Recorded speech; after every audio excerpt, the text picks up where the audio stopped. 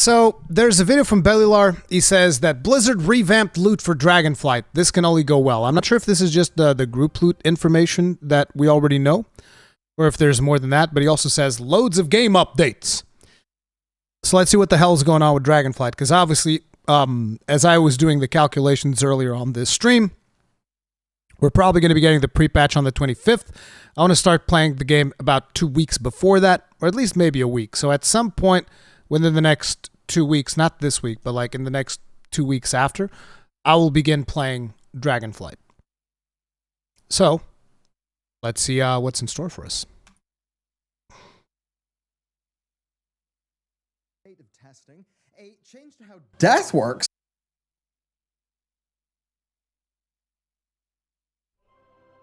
Well, damn, we are seeing large changes to Dragonflight looting. This is going to be some impactful stuff that you will feel, and a bunch of it is what people have been asking for. Beyond that then, we've got an update on the state of testing, a change to how death works in the World of Warcraft, and just a whole bunch more details. Now, of course, if you missed it, we do have a release date, Season 1 changes, and a few other things which were in a video a few days ago, so check that out if you're out of the loop. And with that said, let's get stuck in. Chapter title. Okay then, this is a truly massive change for raiders. Group loot is returning, we already knew that, but we've now found out via a blog post from Skarzard that personal loot will not be active in raids. Well, at least for gear. Some profession items and things like that will, but no. For gear, it will just be group loot. The need and greed UI will return, along with some new rules on how players can roll.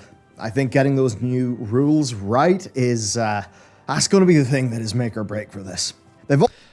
So when it comes to this, it's kind of weird that Blizzard went almost a little too much in the opposite direction. I don't really have a huge problem with them doing personal loot. But what Blizzard also pointed out in this particular post is that you're always rolling against other people, even if it doesn't feel like it. So even in personal loot, you're still technically rolling against other people for the chance at potentially getting the loot. So group loot is the same thing, except more transparent. That's pretty much it.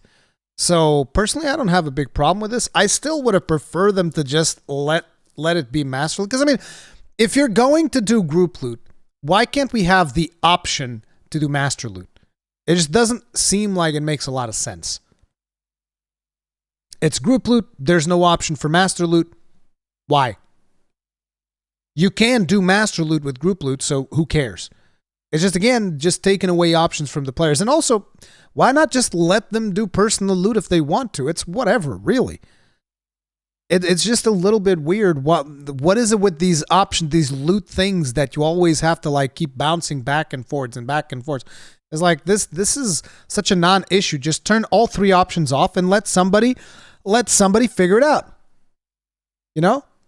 Little Timmy, no. Yeah, dude, little Timmy needs to grow the fuck up, all right? Most of the people who play this game are boomers. There's no little Timmys left. Also removed item level trading restrictions. Now, this is pretty ballsy. I think this is what a lot of established raiders will have wanted, right? It just means so much for... While inside a raid, all item level restrictions placed on trading between the members of that group are removed entirely. Good! This is good, because for those of you that don't understand how this used to work, this was such an asinine thing. Let's basically think of it like this. So an item drops, and because of the fact that the only option was personal loot, let's say, for instance, an item dropped for me, and it was like, say, a neck piece. And I'm a tank, right? I'm playing a tank. I value stats like strength, stamina, because stamina in World of Warcraft directly translates to hit points pretty much. So I value stats like strength, stamina, and then there'll be like a secondary stat that'll be more valuable than other stats. So say, for instance, maybe haste, or usually haste is like big for tanks. So let's say I already have an item that's pretty good, right? And say that item, I'm going to say an arbitrary number that's probably not going to make any sense, but let's just say that item is item level 300, right? And let's say that 300 is like the average item level. So I have an item level 300 item that has my best two secondary stats. That means I'm pretty good when it comes to that specific item. But an item drops that is 305 as opposed to 300. It's 305. Very minor upgrade. And it probably even, it was going to have like, say, worse secondary stats. So instead of it having like haste and something else that I wanted, it could potentially have like, I don't know, spell regen. Spell regen doesn't really matter, but like say spell damage or some other bullshit, right? Whatever secondary stats World of Warcraft has, because I haven't played in so long, I don't even know them. But like, let's say it has 2 stats that are not particularly good for tanks. Let's say like expertise and versatility. Versatility is probably still going to be good for tanks, but let's say they weren't. For the purpose of this thing. So this item drop, higher item level, it has 2 secondary stats that I don't want, so I don't care about this item. But I wouldn't be able to trade it to somebody else. Why? Because the item that I had would be item level 300, and the item that dropped would be item level 305, therefore I can't give it away. And that was like one of the worst feelings in the world. It's like I have this item, it's trash, it's worthless for me, and I can't even fucking give it away to help other people in my raid.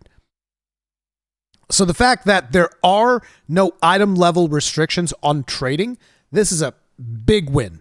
Very, very, very good. People who raid together, right? We will now be able to distribute loot to who needs it the most. We can work that out as a bunch of friends playing the game together. Yes. So for stable guilds who actually want to work as a team, this is really fantastic. It puts loot distribution back in your hands. Now, Master Looter will not be returning, so look, if, the loot, it drops on the boss, the need greed stuff happens, if you win the role, it is yours unless you trade it, right? So with this system, there is no single, raid leader who can just run tyranny, at least on paper. Now, an issue that the dev team found with personal loot is that it was somewhat exploitable, right? You could just stack the same armor type or the same weapon type, and this would just mean more of that. Right. I keep forgetting about this. I keep forgetting that people would do this. So you know what? I'm actually much more for group loot in that case, because I fucking hated that. I think that was so fucking dumb. And I know that people are going to be like, oh, but I could do it with my friends. I don't give a fuck. That was fucking stupid, dude. That was fucking stupid as shit. That was fucking dumb. The whole thing about, oh, let's stack a full group of platies and then funnel all the gear to this one guy. Fuck that shit. It was the most asinine thing. And a lot of times, you would see this a lot in Mythic Plus runs. People were like, nope, leather users only, because you can have leather tanks, leather healers, leather DPSers, ranged and melee. So obviously, leather users only is like the best you could possibly have. And it's like, you would very rarely see plates only. If you did plates only, it was because like somebody was trying to help out a friend and they'd be willing to like go for that, because usually it'd be leather users only. So yeah, actually I fully support the whole the exclusively group thing. Should still be allowed to do master loot, but yeah, it makes way more sense. Like those fucking groups that stacked armor types, fuck that shit. That was boring as fuck. Loot, because personal loot just guaranteed that the loot would be usable. So that is something that was kind of like often gained to funnel loot to characters, which is a bit odd. It also kind of punished mail wearers by default because there were fewer mail wearing classes. Now then, loot, it just drops on the boss. If a bow drops from the boss and you don't have a hunter, that's that. And this is actually how loot worked for the vast majority of the game, right? It's not a bing bing wahoo, slot machine every time you kill a boss. It is your team killed the boss, this loot is on the boss, what will we do with it? I think that's something that's more fundamental to, well, just the fantasy of an MMO. So with a system like this, it does give everyone the same chance of getting loot, usable overall, dropping for the team of players, than, than maybe a group comp would otherwise have. And of course, it also does incentivize rolling a diversified set of classes, so that you do cover the loot that can drop. Now, with this, you could say that there may be some winners and losers, right? Now, since Master Loot will not be returning, you will never have a Master Loot pug where the raid leader just steals gear. That won't happen. Pugs will use need greed. And there will be restrictions, of course, on poor Asmongold, man.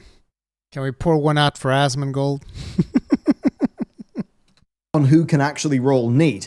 That's something that I think in the comments a lot of people have perhaps forgotten. Like, you can't need on stuff that's not going to be useful for your character, And we don't have any situations like we do, say, in Wrath of the Lich King, where a hunter will be rolling for a main spec melee weapon. Obviously, a survival hunter will want a melee weapon, but you know what I mean, the old hunter loot memes, right? So that sort of thing, you can't need stuff you're not going to use. So it's really not much of a difference. Really, the chances of you, on average, getting loot are pretty much the same. The difference with personal loot is that all those rolls just happen behind the scenes and you get informed about the result and then have to deal with trading restrictions. So really not a massive difference in pugs, but it will, it'll be great for us. That said, for the pugs though, this enhanced visibility into loot distribution will interact with more toxic players in a fun way.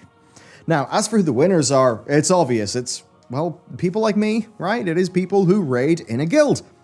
I've raided with the same group of people since patch 8.3. Yeah, we're a team. We constantly, like nearly every raid tier, multiple times, would get super annoyed at the item level trading restrictions. They sucked. They were so annoying for doing good loot distribution. So we pretty much got what we asked for. Now, I don't think people were super hard advocating for removing personal loot altogether. Now that said, as was proved by raids in Legion, there are definitely negatives to having two different loot systems working, right? They each have their own quirks and features, and doing loot tables, Blizzard have actually went into this in the past, doing loot tables is a little bit of a nightmare with that. But I think here there are cases where personal loot can kind of suit well enough, but I mean, really here it just is the thing. You kill the boss dies, the loot's on the boss, you roll for the loot. That's it. If someone can't use a bit of loot, they're not able to roll need.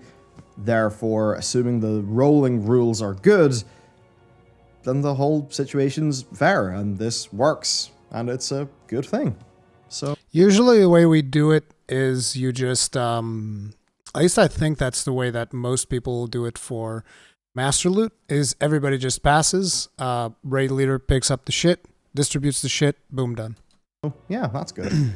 Now, do you want some real loot? Well, you can get some later, pretty Catnet. damn awesome loot, including the art special that we are running this month on Patreon. It's Paladin month, so you'll be getting the Paladin class card, as well as the continuation art from the world that we are building, and, of course, that class card looks more really fantasy cool, though. creatures for the pins. So there's all that. Also, podcasts, they are back. There's many hours of deep lore content, most recently on The End of the Universe and Neltharion, but me and Jared are going to be recording a pretty fun podcast episode on Tuesday as well. So Patreon, it's all popping off there, and of course, all your support goes right back in to making more content and growing the team. Next, though, that ain't it for loot changes. Oh no, and these ones are actually, well, they're quite interesting. So each raid difficulty will have 3 tiers of loot, up from the 2 that we previously saw, right? So as an example, for normal vault, the new raid, the first 4 bosses drop 389, middle 3 drop 395, and final 2 drop 389. Interesting. 398. For Blizzard, basically, the sort of mid-tier wall bosses like Sludgefist, Halondrus, and Painsmith, they're really cool bosses. Players love them. I certainly actually loved all those bosses, but they didn't reward players for that increase in difficulty. Blizzard basically think if you're doing a harder boss, you should get a reward that's in line with that challenge. So, fair enough. I think this could make progress feel pretty good as well. As potentially will their next big change. And that is that Blizzard are experimenting with bosses having special items. These may even have a higher item level. Now, this ain't Titan Forging. It's basically a bit like Sylvanas daggers, where it's a special item, it's really powerful, but there was a problem with the Sylvanas daggers. They were more powerful than their item level suggested. So Blizzard basically thinks that loot like this is fun, but they want it to be more clearly communicated and be part of the game. So these new special items can have unique effects, appearances, or could just be a particularly cool trinket. You can also expect lower drop rates on these. I guess I could almost call them like mini legendaries within a tier. Just cool, rare loot drops. Overall, then, I actually think I'm neutral on these. I'm thinking about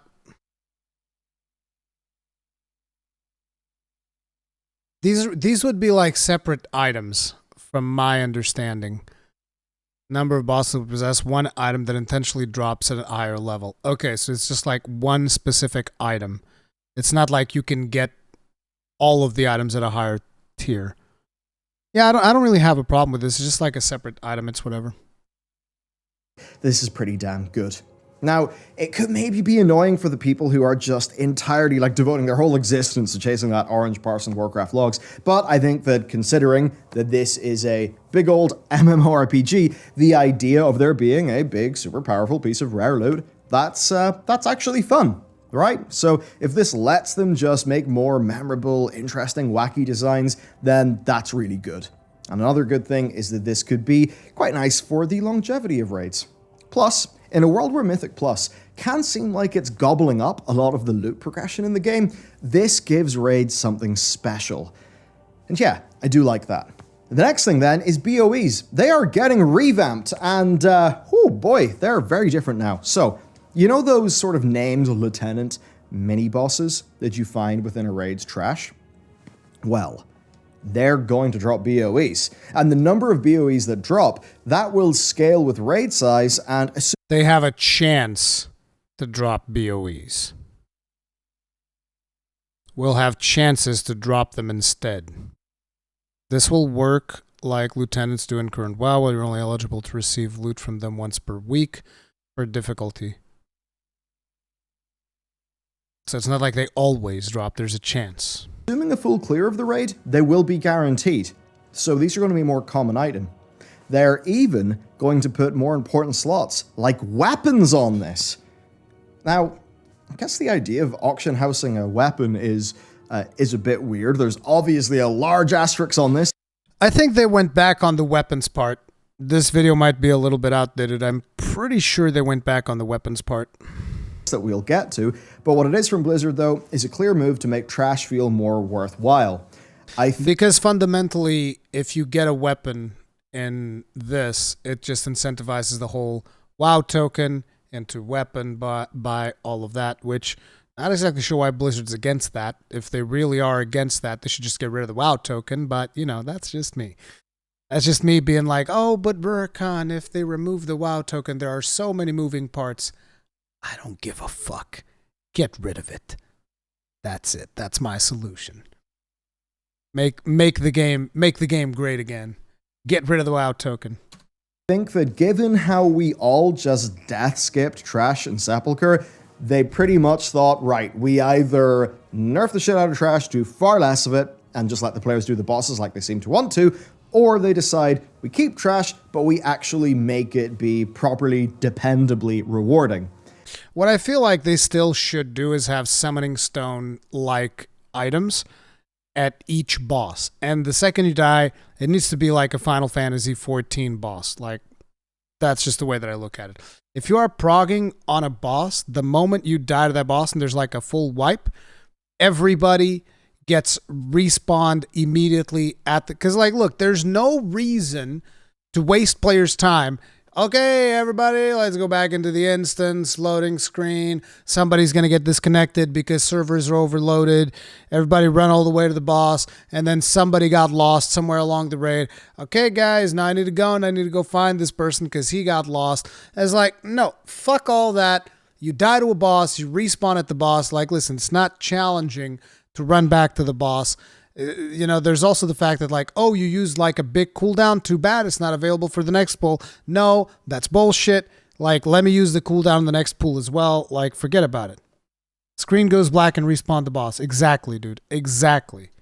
They need to do that. Like, I can't believe that this is even a discussion that we're still having in 2022. Like, look at your competition. Look at what they are doing. Look at why their raids are far more successful than yours. It's easy. It's because there's less friction when it comes to actually, you know, doing bosses. Like, I still think that they should do raids, like big immersive raids with Trash and all this. But like I said, I feel like Trash should be on a weekly respawn. Kill the Trash once, boom, gone for the rest of the week. Done. Like, bosses, put the fucking Summoning Stone on there, boom, done, problem solved. Like, it just solves so many problems. I can't believe that nobody's done this yet. It's like, oh, my immersion's broken because I don't have to run back to my corpse. Who gives a flying fuck? Nobody cares. Like, literally nobody cares. because they said their stated goal was to make the raid environment almost feel like a 9th boss. Alright, I guess for me, if it's more you're killing like cool lieutenant mini-bosses, that's great. But if it feels like just walls and walls of health bar sponges and it's really boring, then that just isn't going to feel great for pacing. Yeah, and obviously there's a massive WoW token-sized elephant in the room. Yes. And that's the challenging thing, right? An MMO is strong when there's a good virtual economy. I mean, hell, just look at all the cool new things they're doing for crafting professions. Bro, that video is glitched as fuck, Bellular. What the fuck, bro? But ultimately, WoW token does codify the whole time equals money thing that we've talked about a whole bunch. And theoretically, money, it does friend. mean that somebody could just drop a whole bunch of gold and buy a mythic weapon. Yes. That feels kind of weird. But I suppose then again, for the player who actually gets that mythic weapon and decides to put it in the auction house, it'll feel pretty good to them. Yeah, so look, I'd say this is a clear win if it weren't for the WoW token bit. Okay, another big change is coming. Res Sickness. It's only going to last for 1 minute, but it's going to damage your armor by 50%, up from 25.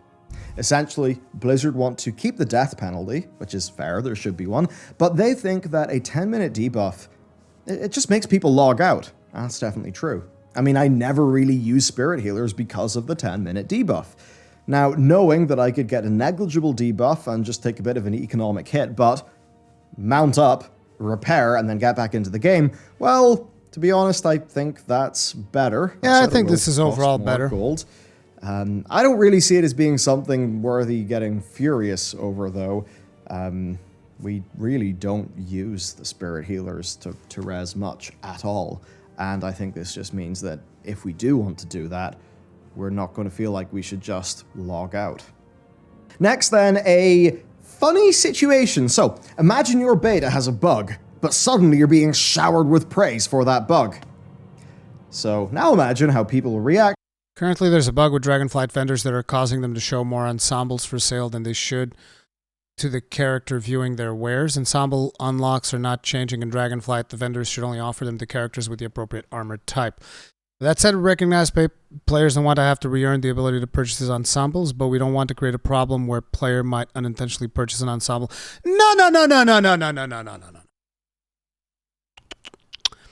Because the way that it works, you have this technology in the game right now. Don't even fucking try me, bro. You have this technology in the fucking game where if you buy the wrong item, you can instantly sell it back. I mean, not instantly, but you have like a 2 hour or whatever it is where you can refund the item back to the vendor. So don't tell me, oh, we're going to remove this thing because we don't want little Timmy to buy the wrong item. No, because the technology is already in the game where you can instantly sell it back to that same vendor and get your shit back. So, So in Dragonflight, the ability to purchase cosmetic renown unlocks will be unlocked account-wide and can be purchased with all characters on the account that match the ensemble's armor type. I mean, it's not a big difference, really, considering that it's going to be account-wide, so it's whatever. But it's like, why can't you just buy it all on one character? If you want to do that, just let people do that. Like, what's the big deal? Why you gotta level up and all and shit? It's like, no, I want to collect this appearance for a future expansion. So much more convenient. And you already have the technology in the game that allows people to refund these things and get their tokens back. Just do that. Like, I don't understand. It's almost like, bro, have you been around the all of these years in World of Warcraft? This technology is already in the game. It's literally already in the game. If you fix the bug. That is what happened to Blizzard. So, a bug appeared on Reputation vendors that would let people purchase transmog appearances for all armor types off these rep vendors. Now, people loved that. It was cool, you get the rep, you just buy all the armor ensembles.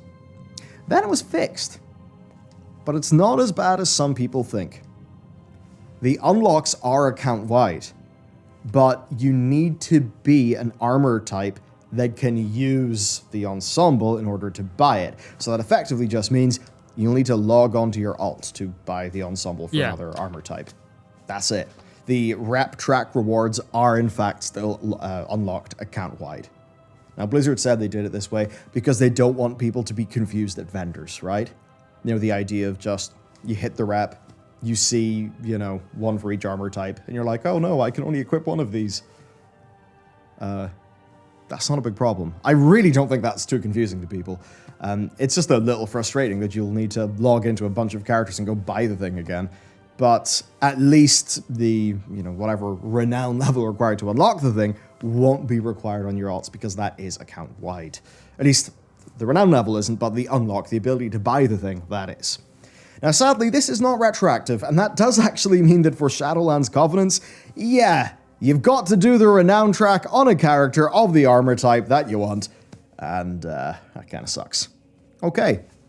Yes, Other Dragonflight news. We do have some neat things. Well, one thing, we've got our wish! Grid snapping is now enabled for the new UI's edit mode, and combined with the grid being scalable, it basically means you've got all the tools you need for a clean setup. But without having buff-debuff filtering, I do feel that many will be left wanting more from the UI. Now, sticking in UI, Blizzard have actually added Xbox, PlayStation, and Switch controller icons. So there's not much of a functional change here, because the controller compatibility was actually added with 9.0, and that meant that WoW actually does work natively with a gamepad. You don't need to use a third-party tool like WoW Mapper anymore. Overall, this is good. I mean, for the add-on console port, which is fantastic, this was all very handy. As for them adding these icons, it could just be there for if people plug their controllers in. Who knows? I mean, maybe one day Blizzard will have a Final Fantasy XIV-like feature set. I mean, for the bean counters, WoW being on consoles would certainly be a no-brainer for engagement and making number go up, and FF14 does show that that can work, and quite a few people play. And you want to know another advantage? Because I already know a lot of World of Warcraft players are going to go like, bro, I don't care about fucking consoles, bro. Consoles are lame, blah, blah, blah, blah, blah. Something, PC Master Race, blah, blah, blah, blah, blah, blah. Consoles are going to limit the development, blah, blah, blah, blah, blah, blah. Like, I know that some people are going to go for that. But fundamentally, once the game is on console, Blizzard has to ensure that the game is playable without add-ons, because you can't just install add-ons on console, right? Personally, I would see that as a huge win. The fact that you would no longer need something stupid like fucking DBM in order to raid, which is pretty much mandatory. Just throwing that out there, I think that would be a huge improvement. Not to mention crossplay. That'd be amazing as well.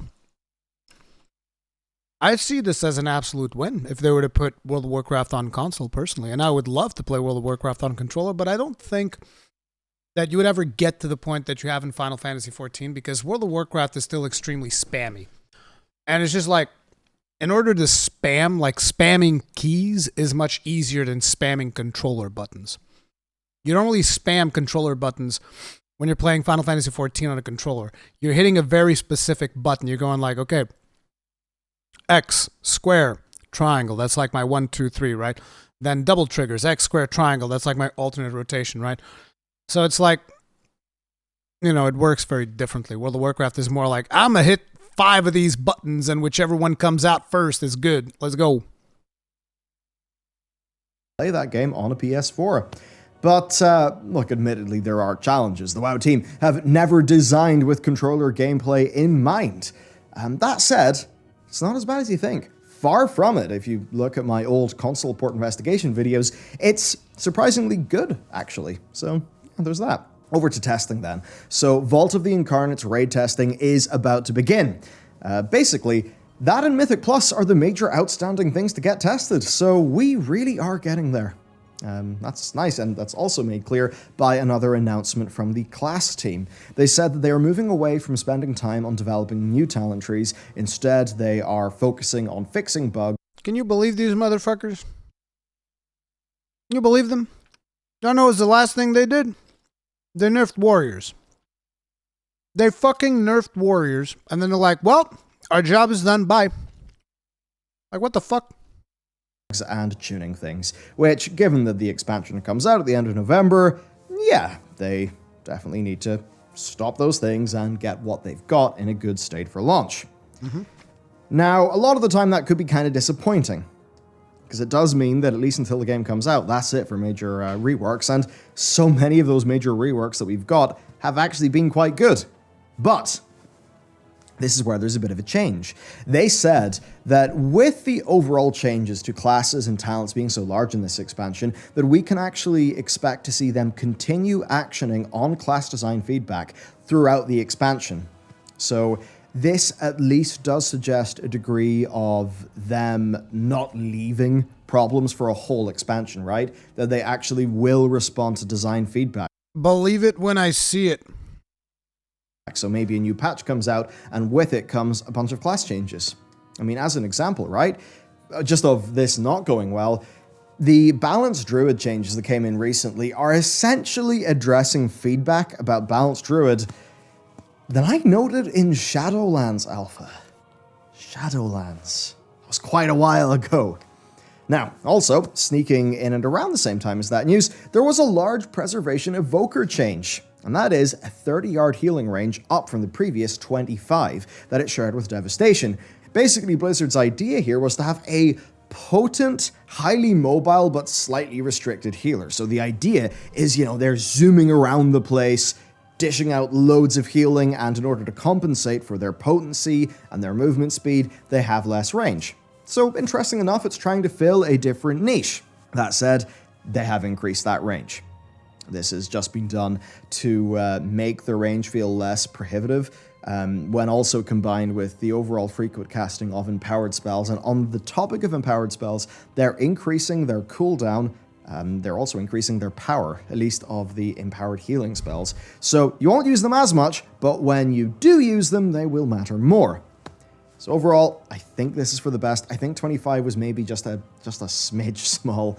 They still are clear that their commitment here is to a mobile mid-range healer. So that's the plan. They will have a lower range, but it's one that will be compensated for by other strengths.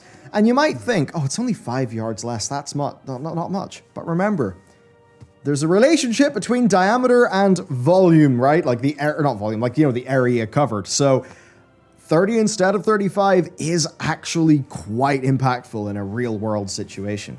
Okay, that's it. There's a few other nice tidbits. One of them was leveling alts. So once you've got your first character through, it will basically work a bit like Threads of Fate, where you can just do the zones in any order, including like the side quests and the world quests. So that should be pretty good. And then other than that, we just had like UI updates, like the background art for the talent windows and yeah, stuff like that. The new renown bars actually do look pretty damn good. And remember, I say renown bars, it does not work like Shadowlands renown, so you don't have to worry, Dory. If it did work like Shadowlands renown, I would let you know, and I would not be happy. I'm actually not against the renown that they're doing for Dragonflight. It's like whatever. It's basically like, instead of you going up to a vendor whenever you get more rep, you have the renown bar. It's whatever, really. If anything, if there's one thing I'd like them to do, is to give people the option to apply account-wide reputation. That would make leveling alts so much better. I don't understand why they haven't done this. It should be like, hey, look, which one of your characters has the most reputation, right? Okay, you can apply that to your entire account. Boom, done. And you just said like, okay, here's my main. Share this rep across all accounts, and you can say like, hey, the other characters are my sister's brother's cousin from the 4th degree, whatever the fuck, boom. The one case where they can't do this is between Alliance and Horde, obviously, because that wouldn't make sense, right? So it's like, if you want rep from the Horde, you'd need like a different character. I think that's fine, because who the fuck plays Horde anyway? I mean, come on, get real. So, Wrath Classic is out, and if you are on a mega server, then maybe you got past the queue. Maybe you didn't. I was on a full server that actually it's not locked, and I've not had a single queue at all, even at peak times. And that's a full server. Now, obviously, it was never a surprise that the mega servers would get absolutely rammed. And despite this being clear for weeks and weeks and weeks, Blizzard saying this quite a lot, and Blizzard offering free transfers and just talking about the problem openly, some people were somehow surprised that there were queues for the mega servers. Yeah, now, it is... Some people were surprised. Let me explain to you why. I did this paint drawing earlier this morning. I'll do it again today. I did it last stream. Here's why people were surprised.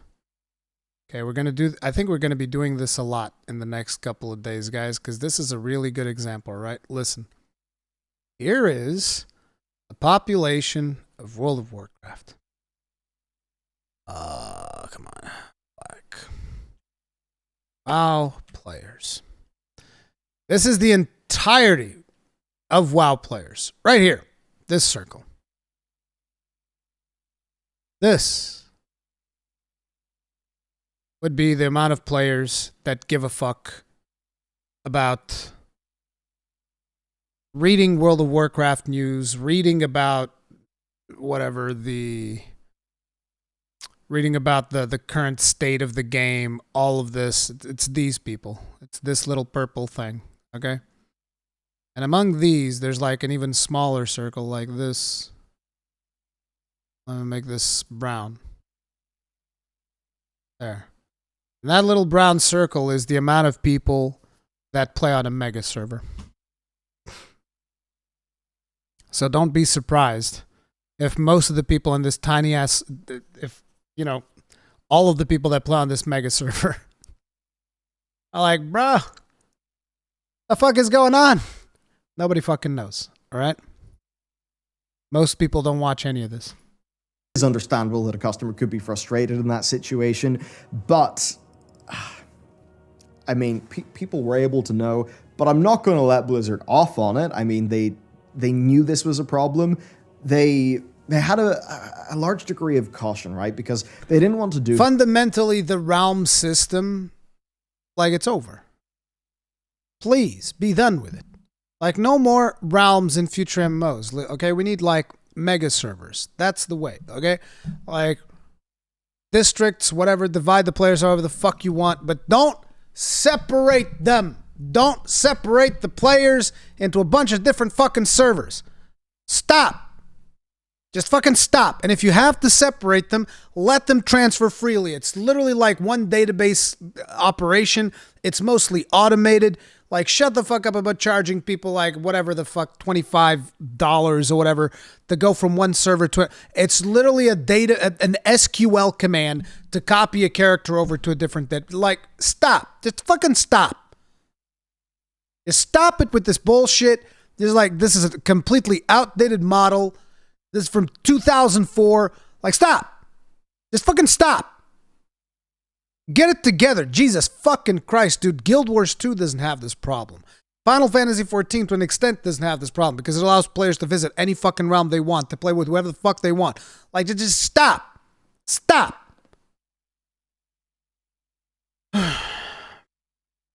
Things that would break up people's social groups or, put any big restrictions there. But eventually it did become clear that the mega server problem was really going to be a problem. And some of the changes they implemented, like the free transfers, they just came too late. And that has meant for some people, stuff like 503-minute long queues. That's painful. Sounds fun. For myself, then, well, me, Matt, and Jared have been having fun bouncing around the Howling Fjord and Borean Tundra. Honestly, I'm just taking it cozy and slow and playing MM Hunter because that's what I raided with in Trial of the Crusader at ICC. Oh, wow, it feels different. I mean, aim shot is instant. It's wild. Stutter stepping. It's funny, it doesn't have all of the kind of procs and craziness of, of what I'm used to now on live. I don't actually main MM anymore because I haven't really enjoyed I just haven't enjoyed Hunter since the BFA rework. But anyway, I'm actually kind of loving it. It's weird because, yeah, like, it's quite simple, but it feels like nice and clear and relaxing. And there's even things like, because there's not 500 billion procs all the time, I actually notice my auto shot damage again. That's crazy. And the whole mana management thing, like, that's not, Uber Swat Lord, Gosu Gamer, crazy 5-dimensional chess gameplay, but I kind of like having the rhythm of my burn phase and my conserve phase. I don't know, it's really satisfying, and even... It's almost like the classes were really fun to play during Wrath of the Lich King. Who'da thunk it? It's just that thing that older WoW has where, yeah, the combat pace is pretty different to the game right now, but you could perhaps say there's less, but there's more focus on it. So, you know, the mana bar as a hunter, or even things like stutter stepping. Minimum range, right? Like if I'm standing a foot away from you, I can't hit you with my bow. Instead, my character uses the polearm. And it's like, that does feel quite thematic, and I do actually quite like that. And it's funny because I was there in Cataclysm. Wasn't it Cata? Maybe I forget. I don't know. I was there whenever hunter minimum range was removed in the game. And we were all just thrilled because a lot of the time it would be kind of annoying in a boss fight. But the other side to it is, it does mean as a hunter, I have a clear negative for the incredible damage on the move that I can do. And there's even things like the stutter stepping gameplay. If you don't know what that is, by the way, you cannot fire an auto shot or whatever while you are running as a hunter. So what you do is you basically have a little... Fuck, man, it feels good to be back here. God damn it. Stop! Stop! Stop it, Bellular! You fucking snake oil salesman, stop it! He can't keep getting away with it. I just want to go play Wrath of the Lich King, man. Fuck. swing timer. And depending on the swing timer, when it's about to go, you stop still, your character lets off the auto shot, and then you move again. And it's one of those little things where the stutter stepping, I don't know if it was intentionally designed gameplay, but it does mean that a hunter, like, literally moves differently. And just the implications of that are quite interesting. But anyway, I've been having an absolute blast. It feels lovely. I've always really loved Northrend. And to be honest, the whole slower pace of leveling, I mean, it means that leveling actually does feel like a journey, not just a quick little thing you get over. And I'm enjoying it, you know? It's great. I like Northrend. I like the world building. I like the storytelling. I mean, even take Tyrion. And this is the sort of thing, if you don't pay attention, you don't notice, but it kind of rewards you paying attention. Like, you know, the quest to get the blade in Howling Fjord, and how that ties in with Tyrion. Like, you don't even talk to Tyrion. You're working for, like, another guy that Tyrion is there with. But your actions have an impact on Tyrion. And he just sort of goes and, you know, does his thing without having a big conversation with you. You are an adventurer rather than, you know, the hero, rather than being the champion. No, there's no time, Luis, because I'm not going to give them money for a boost. I'm fundamentally against boosting. I'm not giving them money for a boost. And leveling and grinding through vanilla plus Burning Crusade plus grinding money to be able to buy a mount and be able to get flying and all of these things would take so much time. You're talking about months of investment just to be able to get the Northrend and actually enjoy it. I can't do that. I don't have the time. And that does actually, to me, feel like a nice break in pace. So yeah, it's pretty cool. To be honest, like we've got Wrath Classic. I am sure there's maybe millions playing that. It could be very big, you know, overall, right? I mean, Wrath was the peak of the game. I mean, or at least it's probably added like a good many 100,000. Millions is probably a silly number to use, but we can be pretty sure that it's pretty damn popular. So that's been really cool. Of course, there is Season 4 in the live game right now. We've got pre-patch at the end of October, and just 4 weeks after that, a month after that, we've got Dragonflight, and then Dragonflight supposedly will have smaller but more frequent patches on account of Blizzard's larger development team, so even that sounds pretty good. I don't know. It's weird. I don't think I'm huffing copium. I'm just, like... You are. Actually having fun with WoW every time I play it. I'm either healing in my Priest, playing Discipline in some Mythic Plus dungeons. I know that's off meta, but fuck it. I think Disc is cool, so I'm playing it. That's really fun. Got my Hunter and Wrath. Dragonflight stuff's actually shaping up really good. There we go. That sure hasn't been the narrative for the last, 5 years, but it's pretty damn refreshing that it seems to be what's going on now.